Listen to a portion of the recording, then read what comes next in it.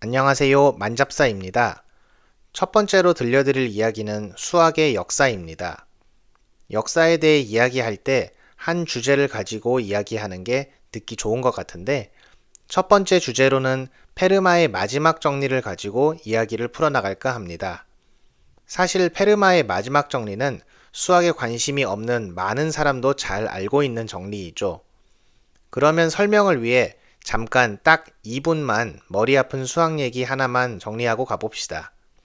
이번 수학사 풀어가면서 복잡한 수학 얘기는 최대한 피해서 해보겠습니다. 우리가 중학교 3학년 때 지겹게 배웠던 피타고라스의 정리를 잠깐 생각해 봅시다. 직각삼각형이 있고 거기에서 가장 큰 변 길이의 제곱은 나머지 두 변 길이의 제곱을 더한 것과 같다. 이걸 공식으로 써보면 x의 제곱 더하기 y의 제곱은 z의 제곱, 뭐 이런 걸 배웠죠? 자, 페르마의 마지막 정리는 여기에서 제곱을 세제곱, 네제곱으로 올려본 겁니다.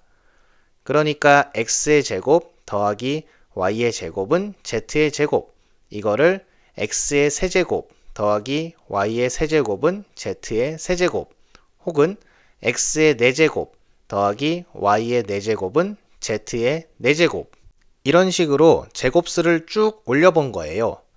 그러면 이거를 만약에 n이라고 하는 숫자까지 제곱수를 올리면 x의 n승 더하기 y의 n승은 z의 n승, 그리고 n이 3 이상의 정수라면, 즉 세제곱, 네제곱, 다섯제곱 쭉 올려봤을 때 x, y, z의 서로 다른 정수해는 존재하지 않는다 라는 게 페르마의 마지막 정리입니다.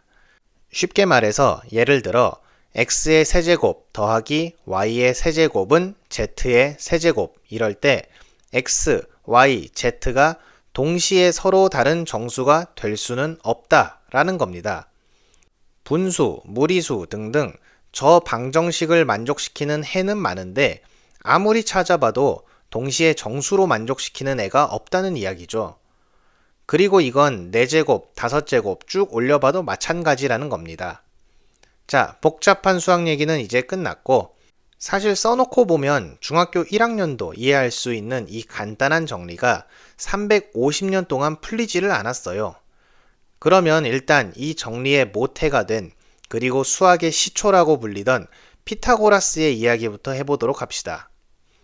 피타고라스는 기원전 580년쯤에 그리스와 터키 사이에 있는 바다, 에게해라고 하죠. 거기에 있는 사모스 섬이라는 곳에서 태어났어요. 하여튼 너무 옛날이기도 하고 그때 이 아저씨의 행적이 딱히 글로 남은 것도 없어서 어디까지가 뻥이고 어디까지가 진짜인지는 좀 명확하지는 않죠. 하지만 확실한 건 이 아저씨가 그동안은 실생활에서 숫자 가지고 생활하는 산수를 하나의 이론으로 정립시켜서 수학이라는 학문으로 만들었다는 데에는 이견의 여지가 없습니다. 피타고라스는 수학 공부를 하려고 여기저기 여행을 많이 다녔는데 일설에는 인도까지 갔다, 뭐 영국까지 갔다 이런저런 이야기가 많은데 대부분의 수학 공부는 그때 당시 초인류 선진국 이집트하고 바빌로니아에서 배웠다고 합니다.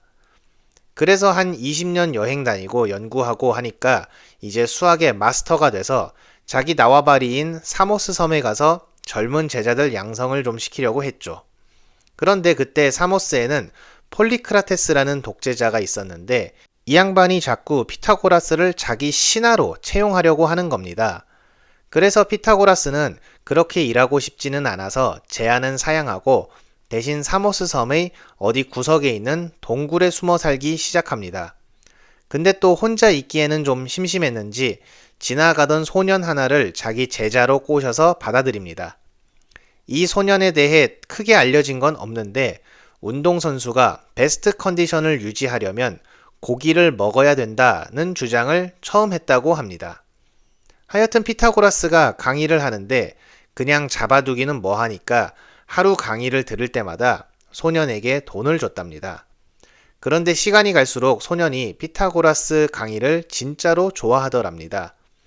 그래서 하루는 피타고라스가 소년한테 시험 삼아서 오늘부터 돈이 오릭나서 강의를 못하겠다. 그랬더니 소년이 자기가 돈 드릴 테니까 강의 좀 계속 해달라고 했답니다. 여기까지가 사모스 섬에서의 피타고라스의 기록의 전부입니다.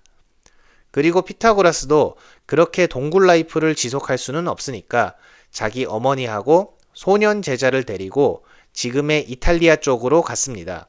그때는 그 동네도 그리스 영토였답니다. 그래서 크로톤이라는 동네에 살게 되었는데 그 동네 대빵이 밀로라는 엄청난 부자였다고 합니다. 그리고 피타고라스도 그때쯤 되니 그 업계에서 네임드가 돼서 닉네임이 사모스의 현인이었는데 이 밀로 아저씨가 피타고라스를 후원하고 나선 겁니다.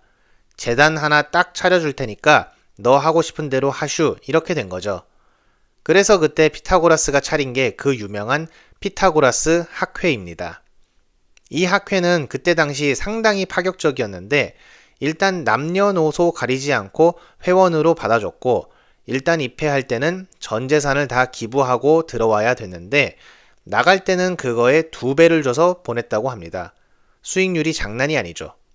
그리고 여자들도 상당히 적극적으로 받아줬다고 합니다. 밀로의 딸인 테아노도 회원으로 받아줬는데 나중에 결혼도 했다고 합니다. 그런데 이 학회는 치명적인 문제가 하나 있었는데 그건 바로 학회 내부의 연구를 외부로 발설할 수가 없었습니다. 모든 회원은 내부 연구를 발설하지 않겠다고 입회할 때 동의서를 쓰고 들어가는데 이게 나중에 피타고라스와 피타고라스 학회의 몰락의 시발점이 되기도 합니다. 하여튼 피타고라스는 이렇게 승승장구하면서 잘 나가게 됩니다. 그런데 피타고라스는 우리가 수학자로만 잘 알고 있지만 사실은 그렇지는 않습니다. 우리가 잘 아는 레오나르도 다빈치를 이야기하면 화가부터 시작해서 예술가, 과학자, 발명자, 의학자, 식물학자 등등 하여튼 꼬리표가 엄청나게 많이 붙는 아저씨잖아요? 피타고라스도 비슷했습니다. 우리가 중학교 때 피타고라스의 정리에서만 이 아저씨의 이름을 들어서 사람들은 수학만 한 사람으로 알고 있는데 자연의 모든 것을 수학으로 이해하려던 아저씨라서 물리학, 지리학, 음악 등에도 상당한 조예를 가지고 있었습니다. 그리고 늘 자신을 소개할 때는 철학자라고 소개를 했다고 합니다. 그때 당시 기준으로 상당히 만능인 분이셨죠. 그리고 피타고라스가 수학에서 정립한 굉장히 중요한 개념이 바로 증명입니다.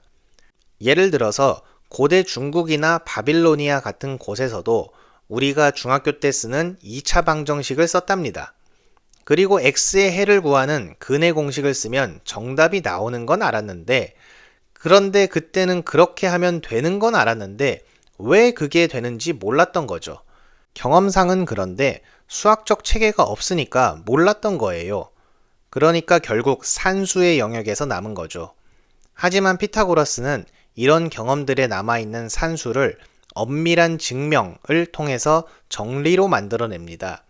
그래서 세상에 존재하는 어떤 숫자를 넣어도 절대 변하지 않는 정리를 만들어서 이걸 더 이상 산수가 아닌 수학의 영역으로 편입시켜 줍니다. 그래서 지금까지도 수학자들이 자기가 어떤 업적을 세웠다고 하면서 정리를 내밀면 반드시 따라오는 것이 엄밀한 증명입니다. 그래서 다른 수학자들이 검증했을 때 이 증명에 조금만 이상이 있어도 바로 폐기돼 버리고 모든 검증을 완료해야 비로소 하나의 업적으로 인정받습니다. 여튼 다시 피타고라스의 이야기로 돌아와서 이렇게 잘 나가던 피타고라스와 그 학회도 일이 꼬이게 됩니다. 피타고라스가 있는 크로톤의 주변 동네인 시바리스라는 곳에서 폭동이 일어나게 됩니다. 여기서 폭동의 주도자인 텔리스라는 양반이 시바리스의 정부를 엎어버리고 정부 요인들을 마구 죽이기 시작합니다. 그래서 친정부파 사람들이 크로톤으로 긴급히 튀어갔는데 텔리스가 그걸 보고 크로톤을 공격하게 됩니다. 크로톤의 대빵인 밀로는 급히 10만 명의 시민군을 조직했고 결국 텔리스의 30만 공격군을 막아내는데 성공합니다. 그래도 공격을 크게 받아서 크로톤이 개판이 되었고 이걸 어떻게 재건할 것이냐를 가지고 의견이 갈렸죠. 그런데 여기서 실론이라는 사람이 갑툭튀합니다. 실론은 옛날에 피타고라스 학회에 들어가려다 자격 미달로 입부 컷당한 사람인데 이 기회를 틈타서 학회를 없애버리려고 하죠. 그런데 와중에 사람들도 피타고라스 학회가 돈은 무진장 가져다 쓰면서 아웃풋은 공개하는 게 없으니까 불만이 많았던 상황이었습니다. 그래서 실론이 이렇게 된 이상 피타고라스 학회를 없애버립시다 하고 사람들을 선동하고 사람들은 피타고라스 학회와 밀로의 집으로 쳐들어갔습니다. 그리고 아무도 나오지 못하게 봉쇄를 한 뒤 학회와 밀로의 집에 불을 질렀습니다. 밀로는 어찌어찌 탈출은 했는데 피타고라스와 제자들은 탈출하지 못하고 그대로 불에 타 죽고 말았습니다. 일설에 따르면 피타고라스가 탈출을 할 수는 있었는데 하필 그 탈출로가 콩밭이었고 피타고라스는 콩을 굉장히 혐오해서 차라리 저길 지나가느니 타 죽겠다 하면서 탈출을 거부했다고도 합니다. 이렇게 수학이라는 학문을 만든 수학의 거장이 세상을 떠났지만 수학이라는 학문의 명맥은 끊어지지 않았습니다. 이야기는 2부에서 계속하도록 하겠습니다.